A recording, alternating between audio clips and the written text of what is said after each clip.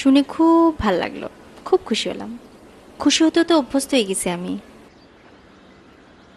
যাই হোক, তোমার সাথে কয়েকটা ইম্পর্টেন্ট কথা আছে। Thank you. ওয়েলকাম। আমাদের প্রায় কয় বছর হলো? পৃথিবীর বাসায় তো 5 বছর, আমার কাছে 500 যুগেরও বেশি। আমার ক্ষেত্রে 5 বছরই মনে হয়। তো এই 5 বছরে আমি তোমাকে কি বলছিলাম যে তোমার বাবার বিজনেসটা একটু সময় দেওয়ার জন্য। তুমি বললা যে ব্যবসা বাণিজ্য আসলে তোমাকে দিয়ে হবে না, তোমার টাইপের না।